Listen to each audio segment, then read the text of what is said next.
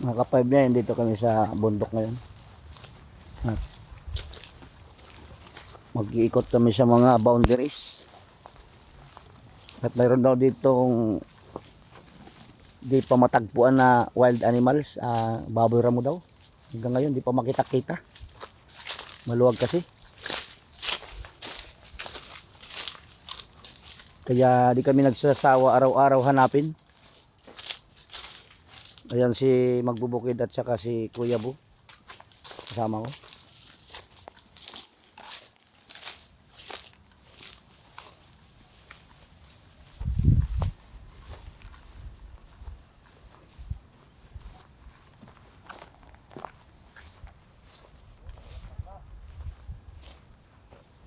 Ayan yung mga mangga na dito pa lang kami sa malapit na area.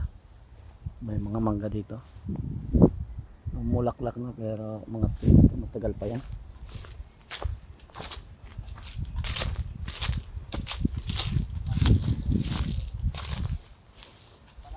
Disyerto talaga lugar na to.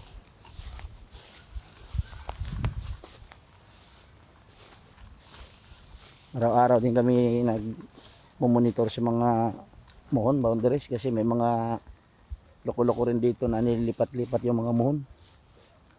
Kaya kailangan namin ma-check araw-araw.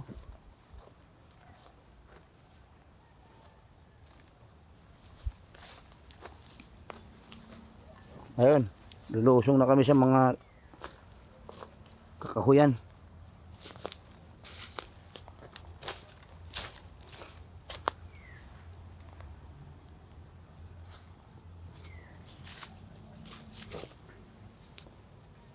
Yung tunog ng ibon na yun, ano yan parang yung tawag nito, agila, parang agila. Oh,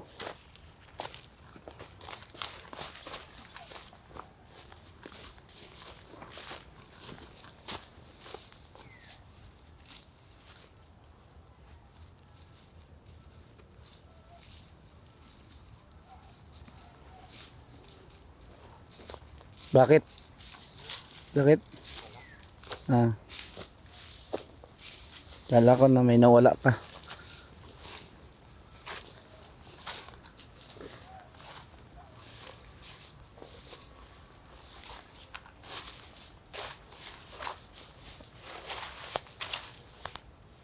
Ganyan oh.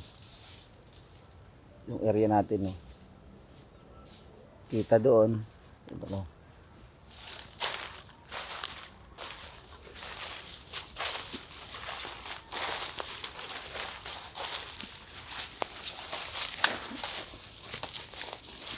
Yung shotgun niya oh.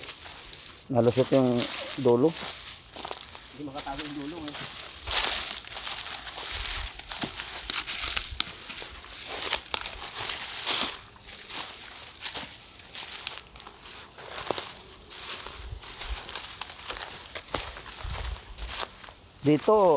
Dito ka tumira, makatipid ka ng gasol, ano? Kasi maraming pala mga puno dito na mga ano, iga, pwede pang gatong. Yung nga lang, mag-iigib ka ng tubig. Dadalhin mo dito ng motor, ano, sakay mo sa single na ano, sa balhabal. Layo kasi. Kaya buhatin.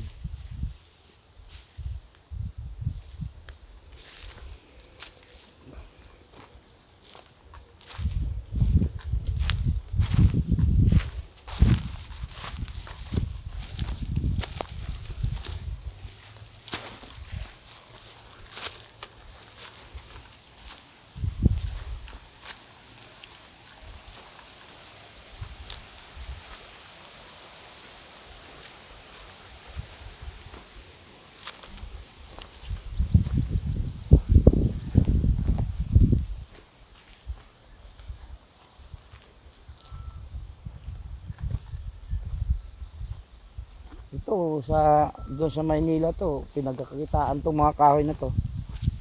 No? Kumbaga i-power so yan sa chainsaw, sa chainsaw ba? Chainsaw ba tawag yun? Katulad sa ano. Tapos bird pit yun, mahal ang bird pit yun. Jubilina.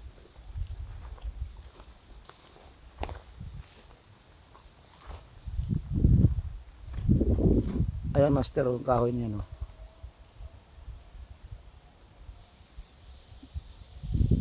Anong klaseng kahoy yan master? Ano yun? Ang kahoy niya. Oh? Yan. Gandang klase yan.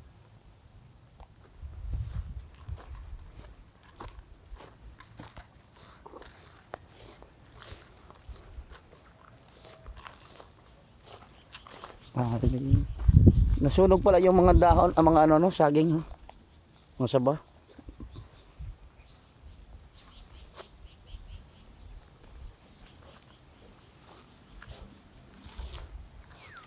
Ayun, may mangga ulit dito. Siguro mga sinaunang nagpakatira ay pinag-iwanan na. Namulaklak pa lang yan. Kami isawang-sawa kami dyan sa mangga sa mga susunod na buwan. Kasi libre dito. Mangga lang ang libre. At saka gatong.